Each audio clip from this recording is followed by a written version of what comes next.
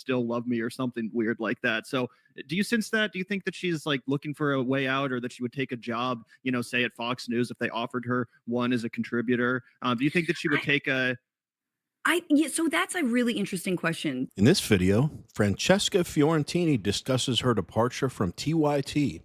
Francesca Fiorentini discusses Ana Kasparian specifically and suggests that she's unhappy at TYT. With that, let's watch more about the fallout between Francesca Fiorentini and Ana Kasparian after their recent breakup. That's my origin, that's my roots. And I was very curious of like, what are your roots? Why do you do this? Because I think, Gavin, you're right. She is deeply unhappy. There's a clear unhappiness there. And I think when people don't want to be doing media, um, you gotta raise the amount. You gotta raise the money. Like that's what Mhm. keeps you in it, is like, okay, I'm doing this for the paycheck. The vanguard will be there. Well, Um, speaking of Anna, do you have any thoughts on her, pertaining to the context that I mentioned earlier with you yeah. convincing her to stay at the Young Turks? I will say she seems pretty miserable to have made that decision. So I don't know if she blames that on you potentially. Maybe there's some resentment there. That'd But be I think funny. she's downright miserable at TYT. She won't even go into the Poly Market studio 75% of the time.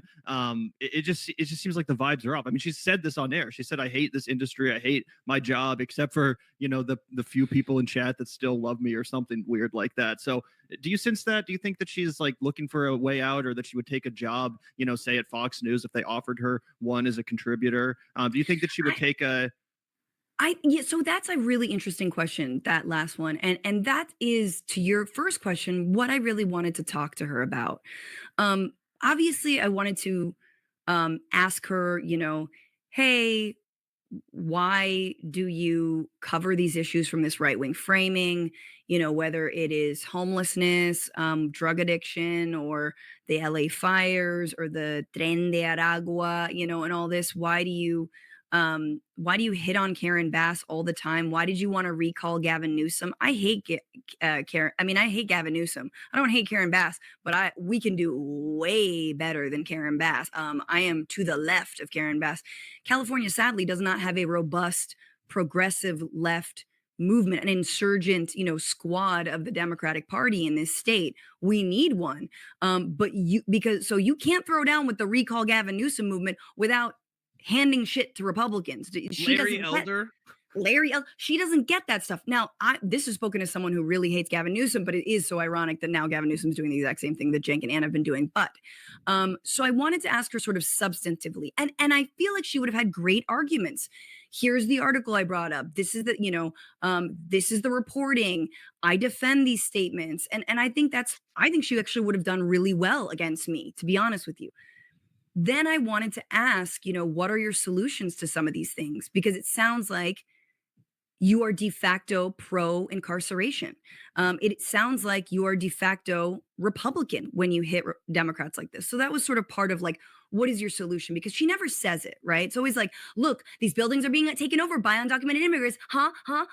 Don't let the conversational tone between these three fool you.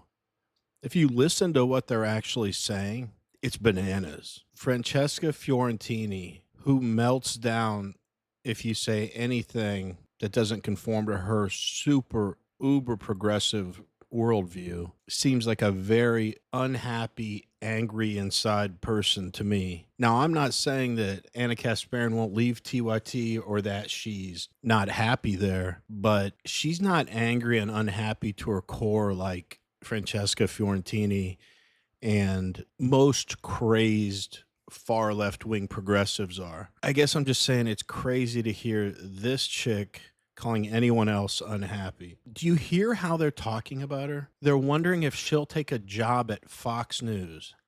Ana Kasparian, a progressive person, take a job at Fox News. What? She's not even close to right wing. They're even saying she frames things as right wing. Do you see how crazy these people are? You can't criticize homelessness. You can't criticize Tren de Agua, or as this pandering idiot says "Aprendera," or however she says it, you can't. I mean, the worst sin you can commit to these people is criticize anything trans. Then this idiot who says she hates Gavin Newsom and doesn't like Karen Bass all that much is mad at Anna for criticizing them because she says if she does, that means they're handing everything over to the right wing. So that's it right there. They want her to censor the truth, which is that Gavin Newsom and Karen Bass suck and are running the city of LA and the state of California into the ground because of the fear that a Republican could fill one of those roles. First of all, that's highly unlikely. It's California. And she says, we don't have a huge progressive movement in California.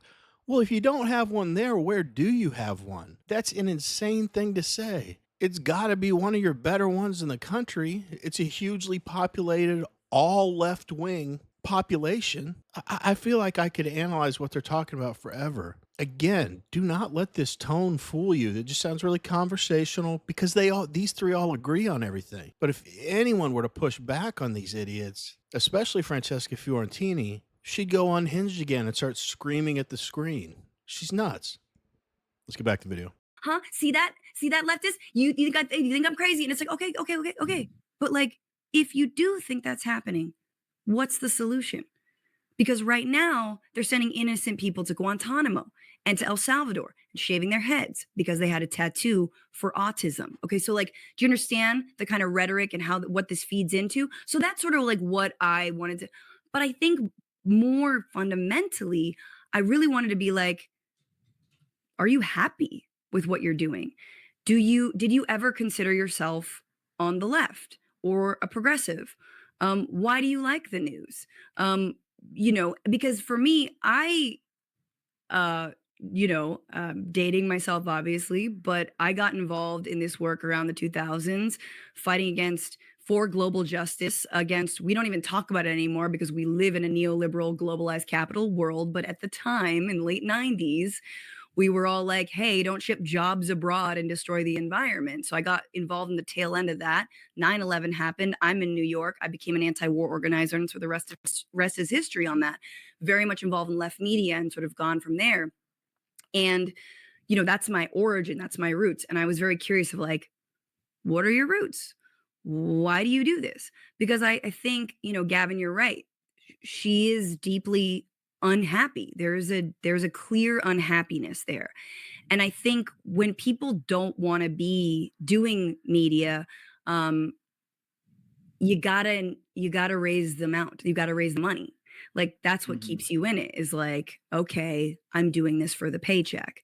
And so honestly, I don't think she would necessarily take a job at Fox. The problem is, I do think that she could have taken a job at like a CNN or like, a sort of more middle of the road organization that would have given her more money than what she's currently, although I think she's fine. I don't think she's making like, a couple mil that she thinks she's she not making could her have made. son's money. She's not, obviously we've seen the the meltdown that wasn't, that was like the most revealing shit ever, dude. So I'm sorry you don't have as many Porsches as Brianna Wu, Anna. So it's a really interesting question. Yeah, so I mean, I totally agree with all of that. I guess I would just say that, in my opinion, I do think she would take a job elsewhere if they offered her more money and it was a more right wing, network. Like even like somewhere like the Daily Wire. It seems like the Daily Wire is going down in flames. But like I could totally see her taking a job at one of those places and kind of being like, oh, like they trot her out on like one of those shows like The Five or whatever. It's like, oh, she's like the progressive, the like balance. kind of how they did with Tulsi Gabbard back when she was big on Fox before literally joining the Trump administration. So that's my. If you like watching videos like this one, like and subscribe. We'd really appreciate it. Let's get back to the video analysis. But it's interesting to think that, like, I guess kind of what I'm getting at is, we're talking about Anna's larger ideological pivot. A lot of Anna, when it came to Dave Rubin, she was quick to acknowledge that, oh, this is all bullshit. All of his excuses are fake. He's doing this for money. he wants a bigger paycheck. He's going wherever the money is. And admittedly, that's, kind of been a lot of our analysis too, not just with Anna's transition, but Cenk too. They realized there's a ceiling on progressive media. At least they thought there was after Bernie Sanders was over. And they're like, fuck it, we got to do this. We have to go, to the right. We have to pander to people like Glenn Beck and Charlie Kirk and Dr. Phil, because that's where the money is and that's where the sponsorships are. And that's kind of at least a big part of how I see it. Partially, probably because I listened to TYT for so long and I heard so much about the corrupting influence of big money in politics. Sure. But who knows? But I guess I think it's deeper than that. I think Anna is a true believer, and that's sort of what I wanted to like also ask. Like it's like, they will never admit they're centrist, but they are fundamentally centrist, right? They have critiques of Democrats. They want money out of politics. But ultimately, they think the left goes too far, is too woke. I mean, what about their arc isn't the same fucking arc of every boomer ass, fucking Dave Chappelle, I got some money and now the kids are woke. Like, it's the same trajectory as everybody else that we've seen. Like, we've seen this before. Okay, so Bill Maher, whatever. I could, all these people. And funnily enough, I had this conversation with her around the birthing person stuff, and I've like, not to toot my own horn, I'm pretty persuasive. She even told me after this conversation, she's like, I know, I could see why you were an organizer. Cause around the birthing person stuff, I was like, look, I know it's weird language to you. Like, I know it sounds, like really clinical and whatever, but trust me, it's not used. Ana Kasparian, according to these morons, is so right-wing, she's going to go to the Daily Wire. They keep saying Anna's ideological pivot. Here are the things they have a problem with. They don't like that she ever said homelessness in California is a problem, which it's an enormous problem. They don't like that she took exception to the term birthing person instead of woman, because it's ridiculous. And you even heard it there. She criticizes Democrats sometimes. Isn't that just someone being honest? And I don't even agree with Ana Kasparian, but these people here suggesting don't criticize the Democrats or Gavin Newsom or Karen Bass, because that'll make everyone run to the right wing. But Anna evening out her position a little more and just calling it a little more fairly. And again, don't get me wrong, Anna is still a progressive person, but to these insane people, that's a big ideological pivot. They're comparing her to Dave Rubin. Dave Rubin, whether you like him or not, whether he's a grifter or not, I don't know. I like his messaging. He's a full-blown conservative now. Ana Kasparian's not even close to that, nor will she ever be. So to compare those two situations, these people are insane. Anyway, let's wrap up this comical conversation. On the streets in a broad context, okay? And even people, right? It's like, this is not actually as pervasive as you think it is.